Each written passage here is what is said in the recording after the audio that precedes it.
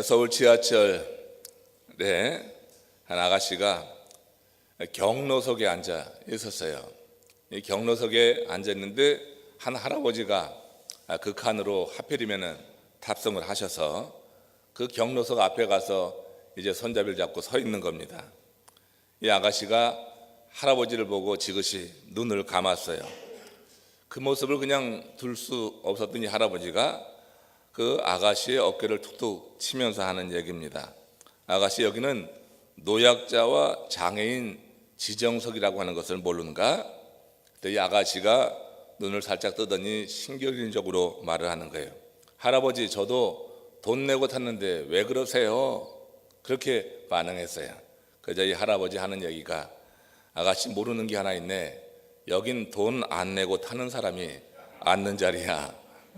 경로석은 돈 안 내고 타는 사람이 앉는 자리죠. 아가씨가 할 말을 잊었어요. 버스에 한 무리의 여학생들이 모여서 크게 떠들면서 가고 있었습니다. 중년의 아줌마가 그 모습 보고 한마디 했어요. 왜 이렇게 떠드냐고 한마디 책망을 했습니다. 그러자 이 아이가 아줌마에게 하는 얘기예요. 웬 상관이냐며 눈을 크게 뜨고 대드는 것이었어요. 아줌마가 기가 막혔습니다. 아니, 이게 어디서 눈을 동그랗게 뜨고 말대답이야? 하고 소리를 높였어요. 그러자 그 아이가 하는 얘기가 이 말입니다. 아니, 그러면 아줌마는 눈을 네모나게 뜨세요? 여러분, 무언가 바른 얘기를 하는데 그 얘기를 제대로 받아들여서 고치려고 하지 않고 오히려 대들고 대적하게 될 때 황당하게 되죠. 그때 바른 말을 하고 지도하려고 했던 사람들이 좌절하기도 합니다. 괜히 말했다. 말하지 말고 가만히 있을 걸. 한마디 했다가 괜히 더 황당한 꼴을 당할 때 그런 생각을 하게 됩니다. 제가 여러분 열왕기상 읽으면서 엘리야의 이야기를 대할 때 이런 유사한 생각이 드는 거예요. 열왕기상 19장 3절 4절 말씀 보십시오. 같이 읽겠습니다. 그가 이 형편을 보고 일어나 자기의 생명을 위해 도망하여 유다에 속한 브엘세바에 이르러 로뎀 나무 아래 앉아서 자기가 죽기를 원하여 지금 내 생명을 거두시옵소서. 여러분, 이게 어떤 배경에서 나온 말씀인지 아시죠? 엘리야가 바알 아세라 그 선지자 850인가 그 갈멜산에서 멋진 영적인 전투를 겨루었습니다. 그리고 큰 승리를 이루었잖아요. 한마디로 그들을 다 제압하고 그리고 그들을 한 이제 골짜기로 이끌어서 완전히 몰살시키는 큰 성공을 이루었어요. 그런 대성공을 이룬 이후에 엘리야가 아주 급격히 영적인 침체를 겪는 것을 보게 됩니다. 우리가 이 대목을 읽을 때마다 아니, 어떻게 그런 큰 승리를 거두고 나서 이렇게 침체되는가? 지금 이 엘리야는 로뎀 나무 아래 앉아서 죽기를 원하는 거거든요. 이제 내 생명을 거두시옵소서. 제가 이 대목을 볼 때마다 제가 하나님께서 저를 부르실 때 그때 했던 기도여서 늘 기억이 됩니다. 저도 제 생명을 거두어 주시옵소서 이런 기도를 올린 적이 있었거든요. 그 이제 이런 영적인 침체, 아주 극심한 영적인 침체를 어떻게 이렇게 겪을 수 있는가? 그런 승리를 거두었으면은 계속해서 승전에 그런 나팔을 불면서 말해요. 무슨 일을 하든지 용기가 나고 무슨 일을 하든지 기쁘고 활기가 있고 막 할 것 같지 않아요? 여러분 같으면 그럴 것 같지 않습니까? 850인 그 바알 아세라 선지자들을 그렇게 멋지게 물리치고 나서 어찌 이렇게 죽기를 구하는 영적인 침체 가운데 빠질 수 있을까?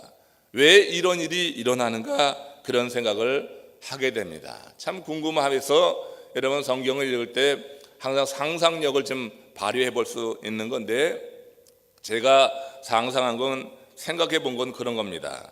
갈멜산에서의 승리, 그 갈멜산의 승리가 엘리야에게 큰 성취감을 주었을 것은 분명한데 그 성취감을 잘 관리하지 못해서 그 성취감이 혹 자만심으로 흐른 것이 아니냐.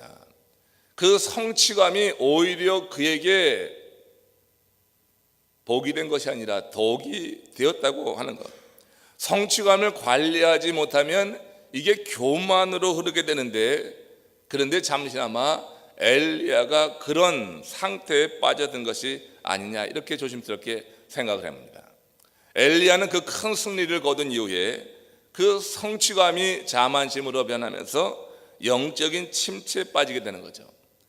여러분, 믿음의 사람이 능력을 발휘하는 것은 하나님 안에 있을 때임을 믿으시기 바랍니다. 우리가 하나님 안에 있을 때 계속적으로 능력을 발휘하고, 하나님 안에 있을 때 하나님의 일을 하면서 기쁘고 거기서 어떤 보람도 느끼고 하는 건데, 지금 이 엘리야가 이렇게 급격하게 영적인 침체에 빠졌다고 하는 것을 달리 해석할 수가 없더라고요. 아무리 생각을 해봐도 무슨 이유 때문에 이렇게 영적으로 침체하는가. 갈멜산에서 그 아세라 바알 선지자들과 싸울 때 그때도 분명히 엘리야는 죽을 각오라고 싸웠을 거예요. 그 자리에서 모두가 대적인데 거기서 그 게임에 지면은 어떻게 되겠어요?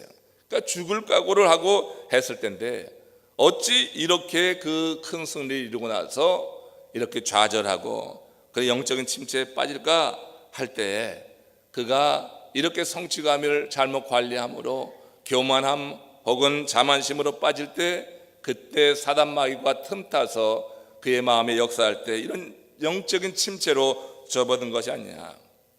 믿음의 사람이 계속적으로 능력을 발휘하려고 하면은 계속적으로 하나님 안에 머물러야지 되는데, 교만이라고 하는 것이 뭡니까? 하나님 자리에 자기가 올라가는 거거든요. 사실 여러분, 교만이라고 하는 것은 서로 고만고만한 사람끼리 상대적 우위에 만족하지 않아요. 교만의 영이 우리 가운데 들어오게 되면은 우리가 사람과 사람 사이에 상대적 우위에 만족하는 게 아니라 나중에 보면 하나님의 자리에 앉아 있게 되는 거예요. 오만한 자의 자리에 앉아 있는다고 하는 것이 바로 그런 의미가 아닌가 생각을 합니다. 여러분, 교만하게 될 때 우리가 하나님의 자리에 앉는다고 하는 것은 뭐냐면 내가 더 이상 하나님 안에 있지 않다고 하는 거예요. 하나님과 대등하게 하나님과 비기려고 하는 그와 같은 마음이 우리 가운데 틈타게 된다고 하는 것입니다. 여러분, 우리가 하나님 안에 있을 때 영적인 능력을 발휘하면서 그러면서 하나님의 일은 우리를 통하여서 이루어지는 것인데, 그만 제 생각에 이 본문을 해석해보고 이해하려고 하면 그렇게밖에 이해가 안 되는 거예요. 어떻게 그런 엘리야가 이렇게 영적인 침체를 겪게 되느냐. 그가 잠시나마 이처럼 그 교만한 마음으로 인해서 하나님의 은혜 안에 있지 않고 이렇게 바깥에 있게 됐을 때 이런 영적인 침체를 겪게 된 것이 아니냐. 자만심을 가지게 되는 그 순간에 더 이상 하나님 안에 있는 믿음의 사람이라 볼 수가 없는 거예요. 여러분, 다 이런 생각들 혹은 이런 경험을 해본 적이 한 번쯤은 있지 않을까 생각이 듭니다. 우리가 여러분, 하나님 안에 있는 사람이 믿음의 사람이지, 하나님 바깥에서 내가 무언가 행할 수 있다, 내가 한 일이다, 이런 그 마음의 생각이 틈타게 될 때 우리는 능력을 발휘하지 못하고 우리도 이렇게 영적인 침체에 빠질 수 있다고 하는 것을 생각해 봅니다.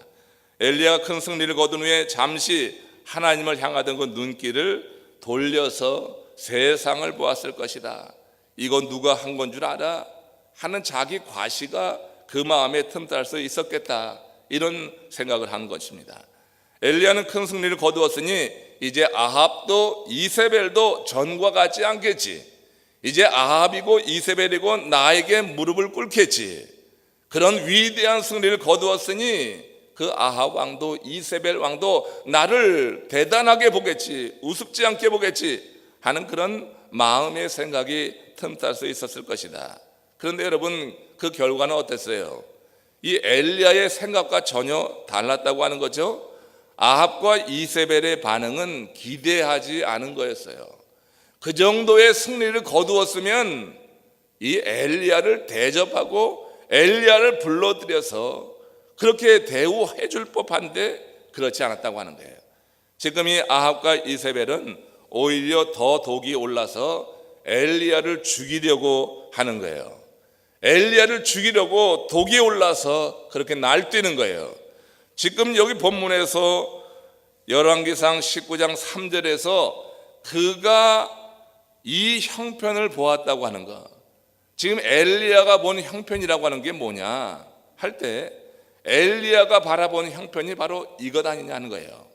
지금 이 아합과 이세벨이 엘리야를 죽이려고 독이 올라서 난리를 치는 그런 상황을 지금 이 형편을 본 것이라 하는 말로 표현하고 있는 것이다 하는 것입니다. 엘리야가 그런 형편을 본 거예요. 자기 기대와 다르게 자신을 향하여서 칼을 갈고 오히려 사리를 가지고 달려드는 그런 상황, 이 형편을 보고 일어나서 자기의 생명을 위해 도망하였다. 하나님 안에 있을 때는 자기의 생명 염려하지 않았어요.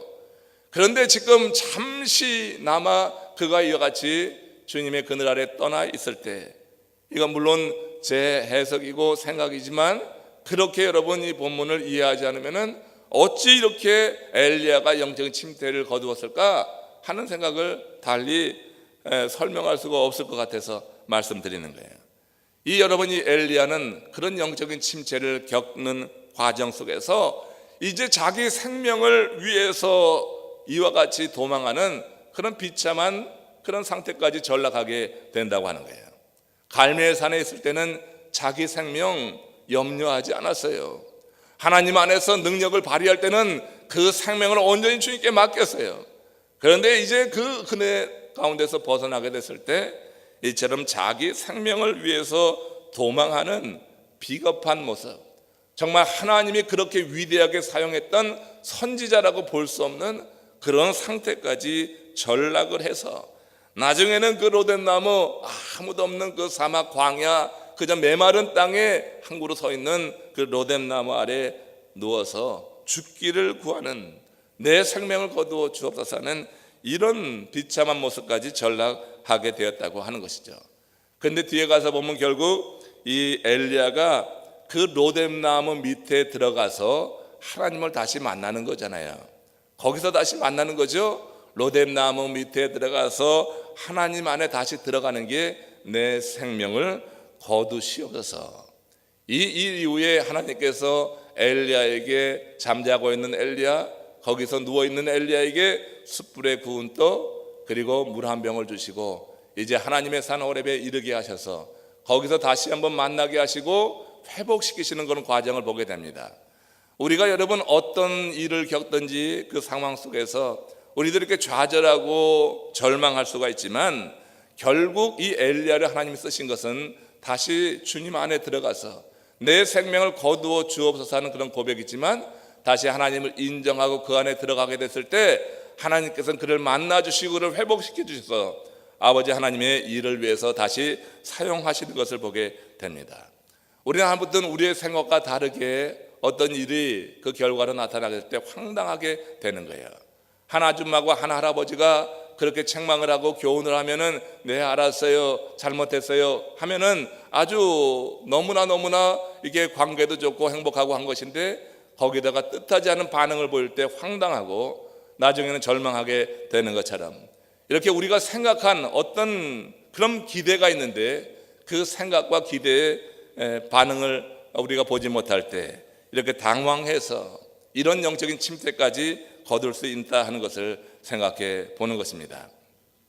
지금 아합과 엘리야는 독이 올랐어요. 엘리야를 죽이려고 하고 해요. 이런 상황을 지금 엘리야가 바라보면서 이렇게 주님 앞에 다시 회복되는 그런 모습을 보게 됩니다. 하나님의 사람의 시선이 주님으로부터 세상으로 향하게 될 때 어느 시대를 막론하고 똑같은 형편에 처하게 되는 것 같아요. 오늘 이 시대에도 여러분 열심히 주님 바라보고 이렇게 우리가 나가고 있지만 어떤 사건을 통하여서 우리도 주를 바라보던 시선을 접고 세상을 볼 때가 있어요. 그러면 엘리야가 바라봤던 그 형편을 우리도 바라보게 될 것이다. 그러니까 오래전 이야기가 오늘 우리에게 역사하기 위해서는 바로 그런 관점에서 내 삶에 적용을 해볼 수가 있겠죠. 조금 최근의 일입니다. 마태복음 14장 29절, 엘리야보다는 최근의 일이에요. 자, 이 베드로가 겪었던 그런 침체입니다. 같이 읽습니다. 오라 하시니 베드로가 배에서 내려 물 위로 걸어서 예수께로 가되 바람을 보고 무서워 빠져가는지라. 자, 엘리야 시대보다는 한참 후대의 일입니다.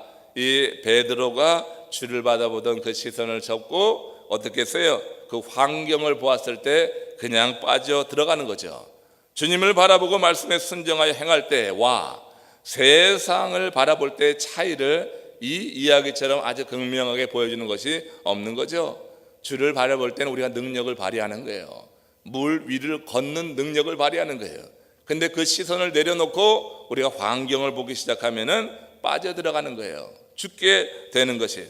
하나님은 당신의 사람들이 항상 당신께 시선을 고정하고 그 뜻을 따라 행하기를 바란다 하시는 것입니다.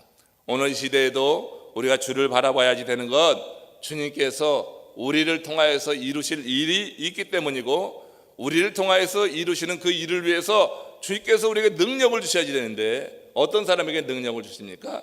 그 안에 있는 사람, 그 시선이 주께 고정된 사람에게 하나님은 능력도 주시고 당신의 계획을 계시해 주시는 거예요. 일러 주시는 거예요. 하나님을 끝까지 바라보는 자에게 하나님께서 사인해 주신단 말이에요. 경기에 나선 선수는 운동장에서 감독의 사인을 보고 경기에 임할 때 거기서 승리를 거둘 수가 있습니다. 경기에 나선 선수를 가장 잘 아는 이는 감독입니다. 그가 어떤 때 어떤 실력을 발휘하는지 감독은 모든 선수를 잘 파악하고 있어요. 좋은 감독은 모든 선수의 장단점을 잘 파악하고 그것을 적재적소에 사용한다고 하는 거예요. 그래서 감독의 사인을 보고 행한다고 할 때 그 경기의 결과가 좋게 나타나는 것을 보게 됩니다. 우리는 믿음의 경주에 나선 하나님의 사람들이라고 했어요. 우리의 감독은 영원하신 우리 하나님이십니다. 우리가 하나님께 시선을 고정하고 하나님께서 우리에게 주시는 사인들이 있어요. 우리 인생의 고비고비마다 하나님께서 이 문제를 극복하고 승리의 길로 이끌기 위해서 하나님이 주시는 사인이 있어요. 여러분, 그 사인을 여러분 보시기를 바랍니다. 내 마음대로 하라고 하지 말고 주님께서 우리에게 보여주시는 사인이 있어요. 어떤 경기에서 여러분 감독이 선수들을 운영해 나갈 때 처음부터 매 순간 사인 주는 게 아니란 말이에요. 아주 중요한 고비마다 감독은 사인을 주고 그 선수들로 하여금 한데 뜻을 모아서 사인에 따라 행하게 함으로 승리를 거두게 한단 말이에요. 우리 인생의 경기에서도 하나님께서 매 순간 분초마다 주는 게 아니라 정말 여러분 하나님께서 우리의 인생이 꼬이고 어렵고 난국에 처하고 꼭 이 단계를 지나야지 다음 단계로 나갈 수 있는 그 순간에 하나님이 우리에게 사인을 주셔요. 그러니까 기도하지 않으면 그 사인을 볼 수가 없어요. 하나님의 말씀을 내가 믿음으로 받지 않으면 그 사인을 알 수가 없어요. 그래서 우리가 여러분 하나님께 고정한다, 내 시선을 고정한다고 하는 것은 어떤 의미가 있냐면 우리가 주님 앞에 나와서 정말로 간절한 마음으로 갈급한 마음으로 바울처럼 구하는 거예요. 정말 선택의 기로에 놓일 때, 생사의 기로에 놓일 때 바울처럼 배 밑으로 내려가서 하나님 앞에 엎어지는 거예요. 내가 살 길을 추구하는 것이 아니라 하나님이 어떻게 이 일을 풀어주는가 하는 것을 보기 위해서 하나님께 간구하는 것이 무엇보다 중요하다고 하는 것입니다. 그리고 하나님의 말씀이 선포되는 곳마다 우리가 믿음으로 나가서 귀를 열고 그 하나님의 말씀을 받을 때 그 말씀이 우리에게 답이 될 때가 많이 있어요. 여러분들이 예배 중에 은혜 받고 예배 중에 말씀 가운데 정말 마음에 큰 감동이 될 그때 그 말씀이 여러분들 인생에 꼭 필요한 말씀이 될 때가 있는 거예요. 그 말씀을 붙잡고 행하면은 여러분들이 얽힌 것, 막힌 것이 풀려질 때가 있는데 걱정하고 염려하고 그 말씀을 끝까지 붙잡지 못하고 내려놓으니까 문제지, 그때 받은 말씀이 여러분 인생에 꼭 필요하기 때문에 주신 그 말씀이라고 하는 믿음을 갖고 그 붙잡고 나갈 때 이 얽혀진 인생의 문제들이 풀려지면서 다음 단계로 도약하게 되는 그런 순간을 여러분 맛보게 될 줄로 믿습니다. 우리 인생에 하나님은 구비구비마다 사인을 주셨어요. 우리가 여기까지 오신 것, 여러분들이 지금 이 단계까지 이르는 이 과정 속에서 여러분 지나온 생애를 되돌아보면은 꼭 그런 순간이 있었을 것이에요. 여러분들께서 하나님께서 감독에 대해서 나를 지도하시고 이끌어 오셨던 그 순간들을 한번 다시 리마인드 하는 것도 신앙 성장에 매우 중요한 그런 일이 될 줄로 믿습니다. 내 인생에 내 삶을 이끌어 가시는 이가 하나님이시다. 그런 믿음을 가지고 우리의 시선을 계속해서 하나님께 고정하는 것, 기도로 말씀을 듣는 이런 일로 내 시선을 하나님께 고정할 때 우리는 영적인 경기에서 실패하지 않고 늘 승리하게 될 것이라고 하는 것입니다. 그런데 이 낙한 인간이 너무 연약하고 좀 완악한 면이 있어서 어떤 성취를 이룰 때, 승리를 거둘 때 그때 잠시 틈타는 그런 마음이 있는데 그게 이렇게 자만심이요 교만이라고 하는 거예요. 요 때를 사단은 놓치지 않는다고 하는 것을 여러분 또한 이 엘리야의 이야기를 통하여서 기억하시기를 바랍니다.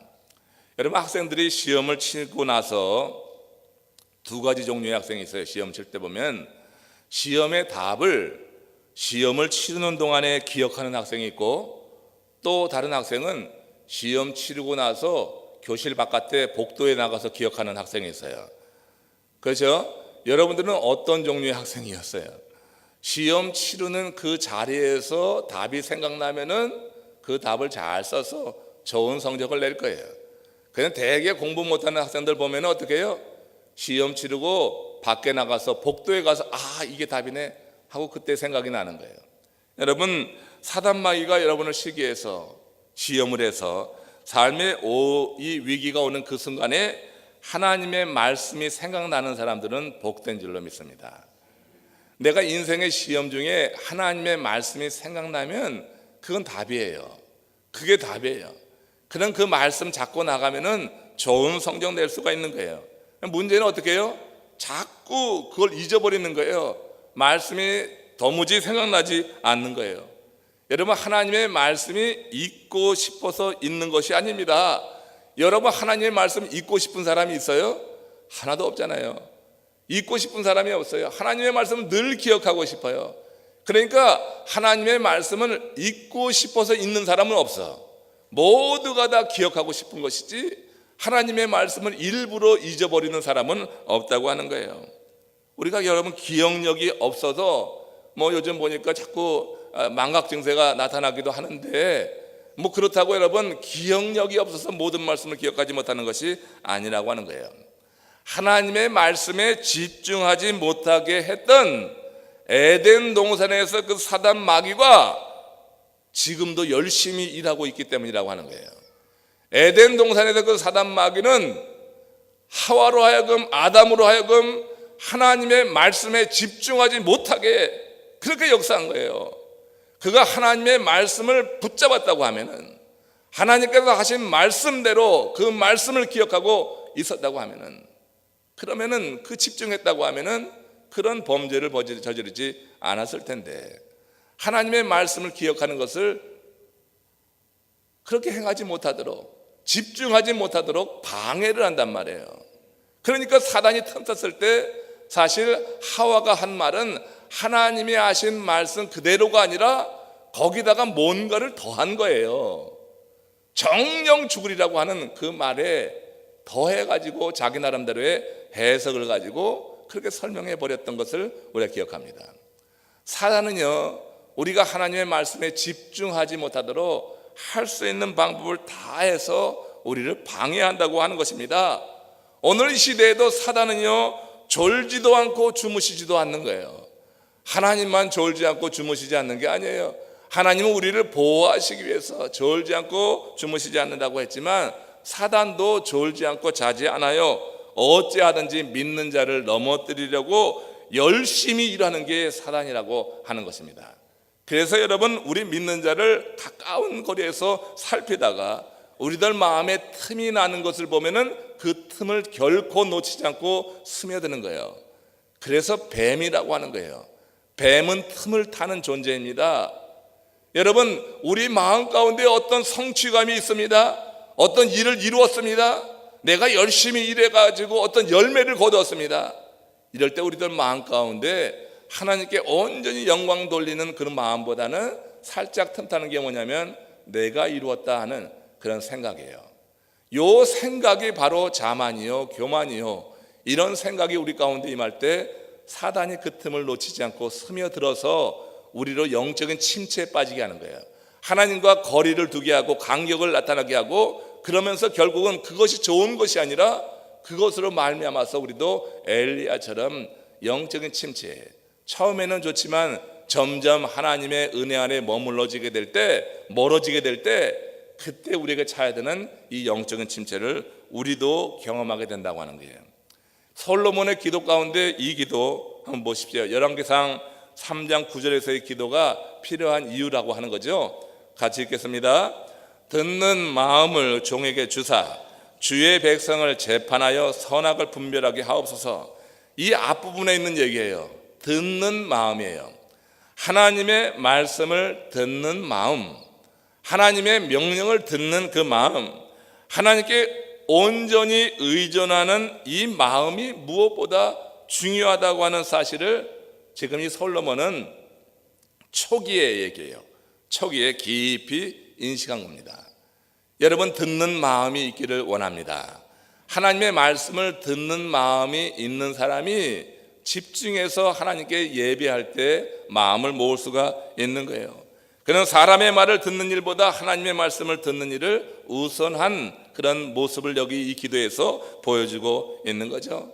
그런데 사람들 가만히 보면은, 사는 모습 보면 여러 번 실패 후에나 하나님의 말씀을 들으려고 하는 경우가 있어요. 그러니까 여러 번 실패하는 후에라도 하나님의 말씀을 들으려고 하는 것은 그래도 복된 거예요.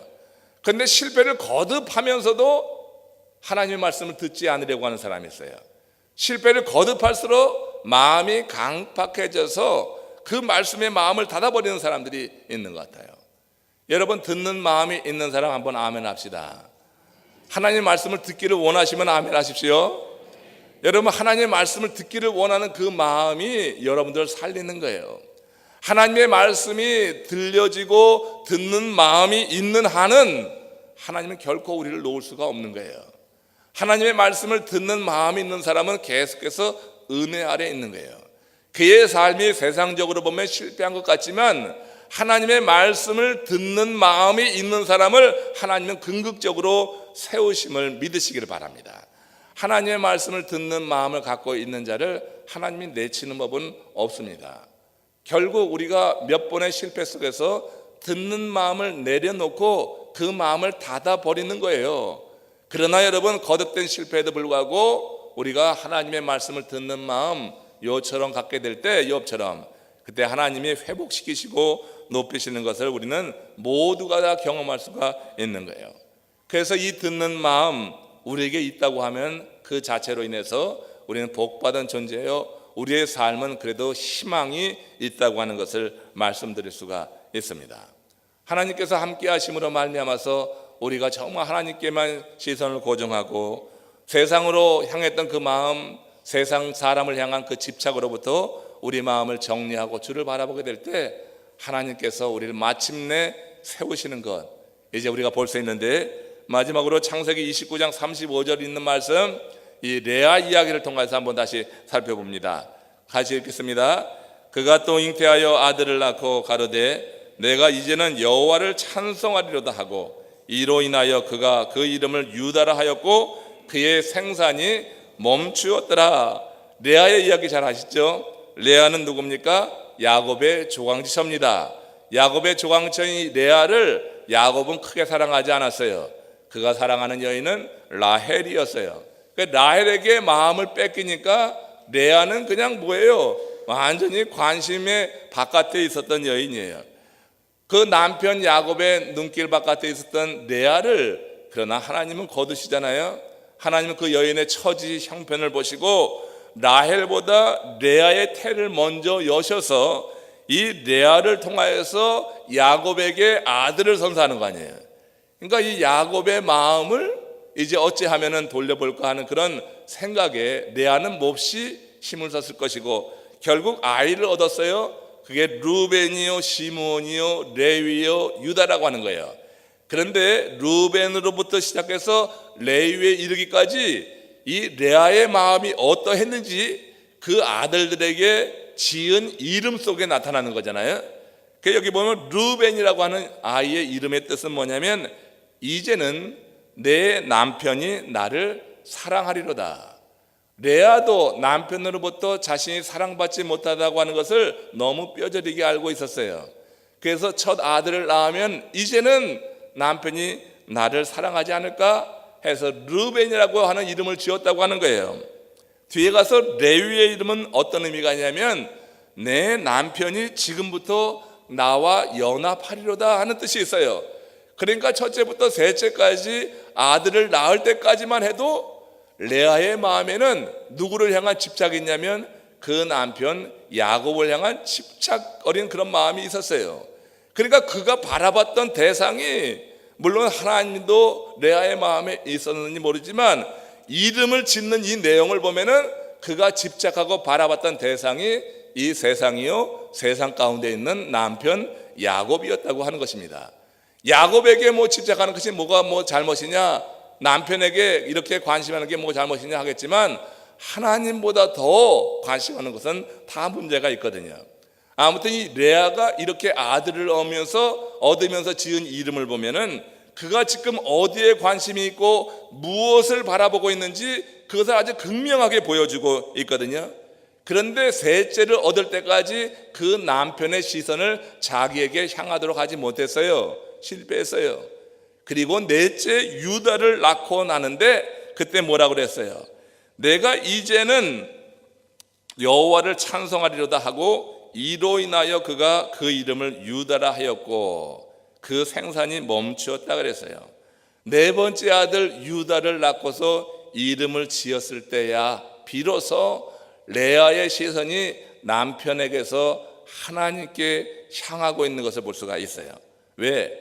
유다의 이름은 이제는 여호와를 찬양하리로다 하는 거예요. 사람을 바라보고 사람에게 집착하고 그것만 보았던 인생에서 찾아왔던 그 행복이라고 하는 것은 없었어요. 레아가 그제 가서야 깨닫게 되는 거 아니에요? 유다를 낳고 나서 이제는 여호와를 찬송하리로다. 이렇게 남편에게 집착하던 입장을 정리하고 하나님께 나아가고 있는 레아의 모습을 여러분들이 보실 수 있습니까?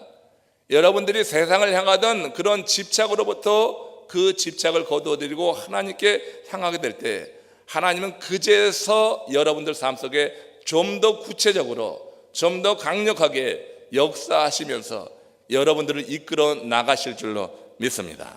하나님께서 그제야 그의 태를 닫으셨어요. 이제 됐구나 이 얘기예요.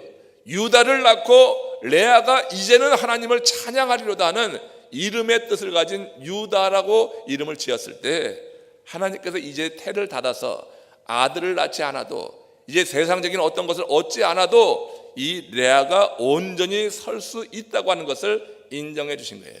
그래서 태를 닫았어요.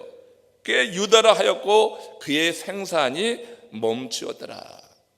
여러분, 우리가 무엇을 바라봐야 될지 이 말씀 속에서도 또 우리에게 주는 교훈이 있는 거예요. 엘리야 이야기, 베드로 이야기, 솔로몬 이야기, 레아 이야기를 말씀을 드렸어요. 이 성서에 나오는 이 네 사람이 공통적으로 회복하고 다시 이룬 것이 뭐냐면 세상을 향하던 시선을 하나님께 다시 향하면서 회복이 이루어졌고 그리고 그들을 통해서 하나님의 위대한 일이 이루어지고 나타난 줄로 믿습니다. 오늘 이 새벽에 여러분들의 시선이 지금 어디를 향하고 있는가, 나의 관심이 어디에 있는가 하는 것 한번 다시 한번 생각하고 정리하는 가운데 여러분들도 지금 우리 나눈 엘리야니 베드로니 솔로몬이니 또 여기 마지막으로 이 레아처럼 하나님께 우리의 시선이 고정되어서 하나님이 일하시는 것을 여러분 삶 속에 누리시고 바라보시는 하나님의 사람들 되시기를 주의 이름으로 축원합니다.